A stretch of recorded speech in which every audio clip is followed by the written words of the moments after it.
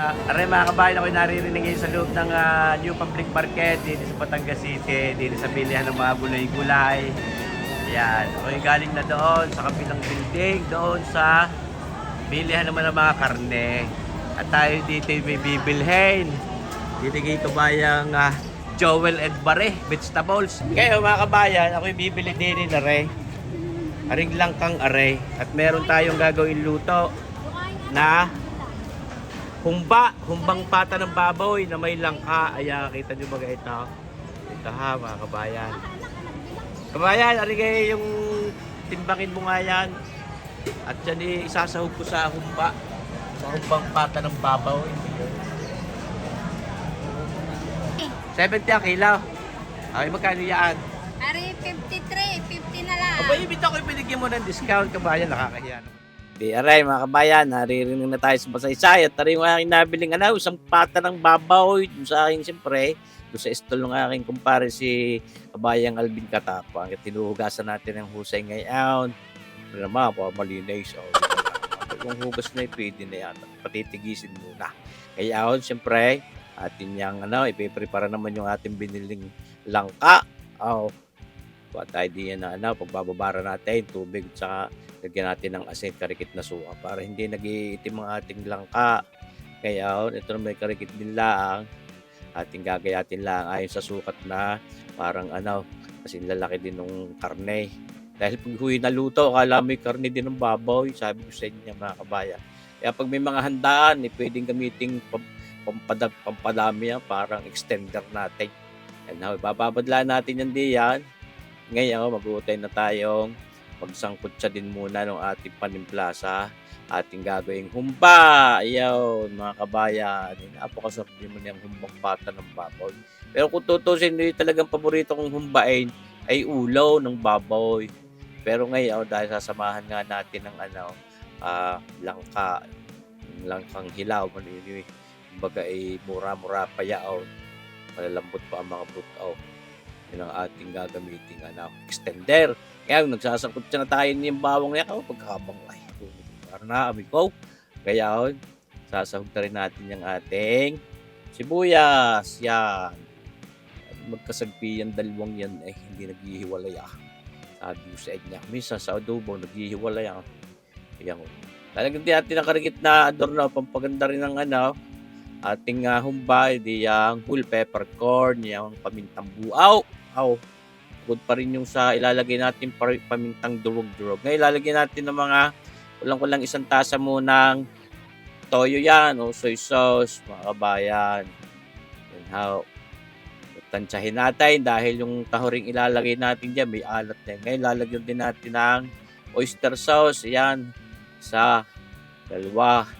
Yan mga kabayan, na 2 kutsara lang na oyster sauce, pampalinamnam at pampasarap lalaw diyan sa ating humba. Diyan ko niluluto sa ating palyok na yan dahil talagang mas masarap naman paglutuan talaga yung palyok. Lalo na kung sa sa apoy ng kahoy.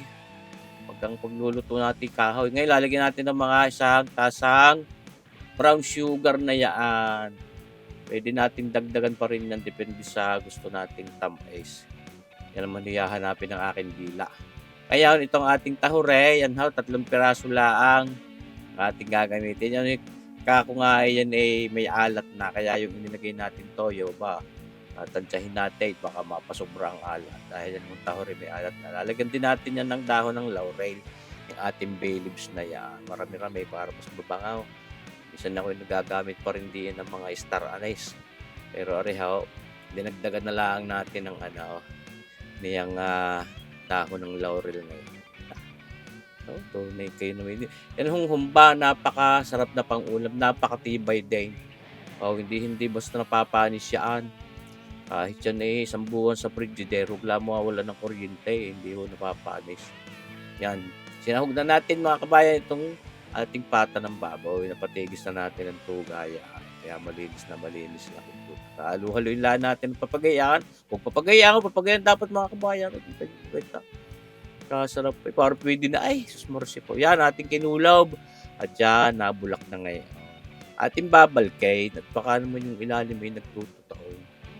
Halo-haloin din para balance yan ano natin, pagkakapagpalambot na yan. Yung ating kukulubin, tatakloban. Ito, aking hinalbos din ng karikit yung ating langkang iyan nang mawala ang pakla.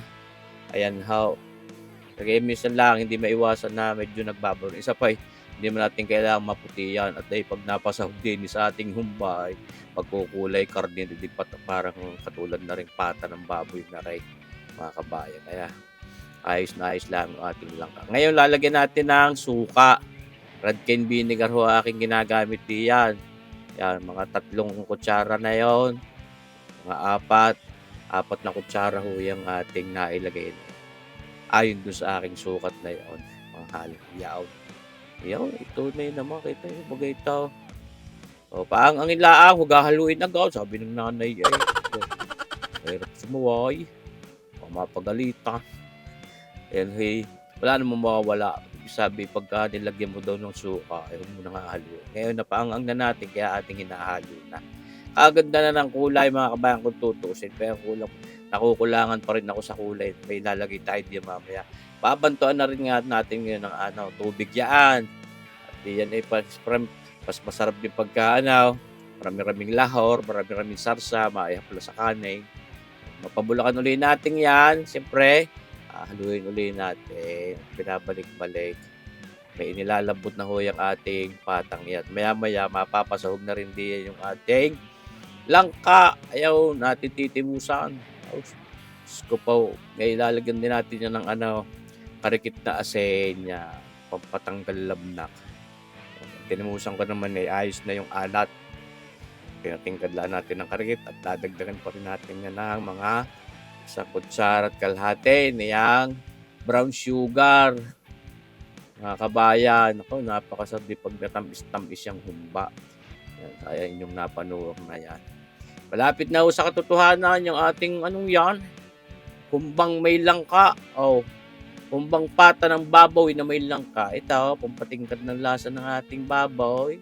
Isang pata naman ho yun ay wala namang masama ang lagyan natin yan ng 1 pirasong pork broth cube. Yan may optional kung ayaw ninyong gumamit. Pero sa akin, ako yung nalalagyan ko para tumingkad ho yung lasa ng ating karne ng baboy. Ngayon, ito yung pamparikit lalo ng kulay. Yan black caramel na yan. Yan walang lasa, walang amoy. Talagang pampaganda lang ho yan ng kulay. Yan, nilagyan natin ng mga 2 kutsara at kalahati. Yan mo sa aking yan, panghalong yan.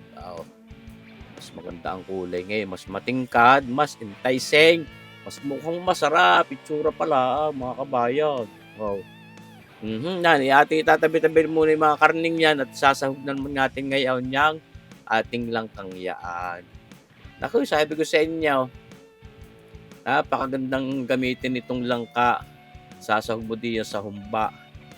Yan, akala may pag naluto, akala may karne din, yung texture na yan. Huwag lang masyadong pakakawagasin ang pagpapalambot.